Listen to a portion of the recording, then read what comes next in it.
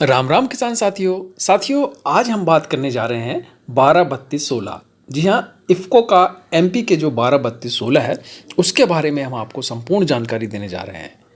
देखिए साथियों, कोई भी खाद है अगर हम सही समय पर इस्तेमाल करते हैं, सही समय पर उसकी मात्रा लेते हैं तो निश्चित तौर पर हमको अच्छा फ़ायदा होता है। लेकिन अगर हम वही खाद को गलत समय पर दें, गलत तरीके से दें तो निश्चित तौर पर फसल की जो हमें जो उत्पादन चाहिए है, जिसका हम उम्मीद लगा कर बैठते हैं, वो फसल हमें उत्पादन अच्छा नहीं दे पाती है। तो हम इस वीडियो में आपको बताने जा रहे हैं कि 12-32-16 कौन सी खाद है और इसे फसलों में कब हमें देना है, कितनी मात्रा में हमें देना है और इसके लाभ क्या हैं। देखिए, हम किन किन फसलों में इसका उपयोग कर सकते हैं, इसके फायदे क्या है, सावधानियां हमें कैसी रखनी है और इसका प्राइस क्या है, सब कुछ इस वीडियो में आपको बताएंगे। साथियों, अगर आप अपनी फसल में अच्छा उत्पादन देखना चाहते हैं तो इसका इस्तेमाल आप ज़रूर करें, लेकिन सही तरीका क्या है वो हम आपको इस वीडियो में बताने जा रहे हैं। साथियों, वीडियो पूरा देखिएगा, कहीं आपसे कोई महत्वपूर्ण जानकारी ना छूट जाए। साथियों, सबसे अच्छी खासियत इसकी ये है कि जब हम इसे इस्तेमाल करते हैं, खेतों में डालते हैं, तो ये पानी में घुलनशील ना होने की वजह से ये धीरे धीरे घुलता है और धीरे धीरे काम करता है। तो 3 से 4 दिनों के अंदर ये अपना कार्य शुरू कर देता है और लगभग 4 महीने तक ये हमारी फसल को अच्छी तरीके से पोषण तत्व देते रहता है। जो पौधों की डिमांड होती है, जो पौधों की नीड होती है, उसे ये पूरा करता रहता है। साथियों, एमपी के 12-32-16 जो खाद है उसमें नाइट्रोजन जो होता है वो 12% होता है, फास्फोरस 32% होता है और पोटेशियम जो होता है वो 16% होता है। साथियों, इसका जो सबसे सही समय है इस खाद को देने का हमारे फसलों में वो है बुवाई के समय। साथियों, बुवाई के समय ही इस खाद को देना बेहद ज़रूरी रहता है, क्योंकि देखिए, पौधों की ग्रोथ के लिए, बढ़वार के लिए और उत्पादन अच्छा हो, इसके लिए हमें ज़रूरत पड़ती है पौधों को फास्फोरस, पोटेशियम और नाइट्रोजन की।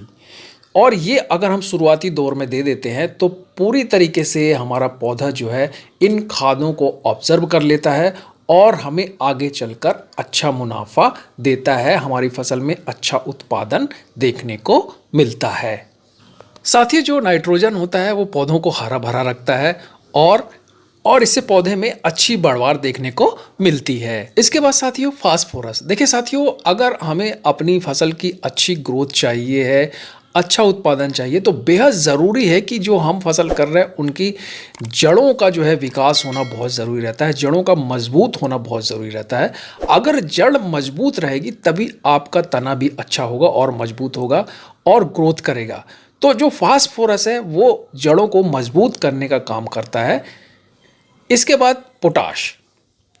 देखिए साथियों, हमारी अगर फसल में अच्छे दाने नहीं बने, मजबूत दाने नहीं हो, भारी दाने नहीं हो, चमकदार नहीं हो, तो हमारा जो उत्पादन अगर ज़्यादा हो भी जाता है तो भी वैसा रेट हमें नहीं मिल पाता जैसी हमें उम्मीद है। तो ये जो पोटाश है साथियों, ये वजन को बढ़ाने का काम करता है, चमकदार बनाता है, जिससे हमारी फसल देखने में भी अच्छी लगती है और उत्पादन भी ज़्यादा होता है। और किलो के हिसाब से अगर हम देखें तो वज़न बढ़ने के बाद इसका उत्पादन भी बढ़ जाता है। साथियों, एक बात तो तय है कि अगर हमें अच्छा उत्पादन चाहिए है फसल में तो हमें एक बार इस खाद का उपयोग ज़रूर करना चाहिए। बुवाई के समय इसका उपयोग ज़रूर करना चाहिए, निश्चित तौर पर इसका रिजल्ट अच्छा मिलता है।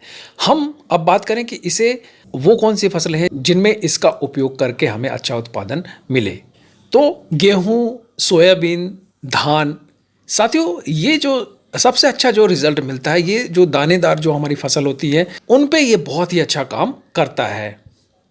इसके बाद आप इसे अरहर की खेती में भी डाल सकते हैं, मूंग, चना और उड़द में भी आप इसका इस्तेमाल कर सकते हैं। जो भी फसल मैंने बताई साथियों, इसमें ज़रूर इस्तेमाल करना चाहिए, क्योंकि इसमें जो पोटाश की मात्रा होती है, जैसे कि हमने पहले ही बात किया कि वो दानों को मजबूत करता है, चमकदार बनाता है और भारी बनाता है। इस खाद से ये फ़ायदा है साथियों कि दाने आपके मजबूत बनेंगे और भारी बनेंगे, जिससे हमें मुनाफा होगा।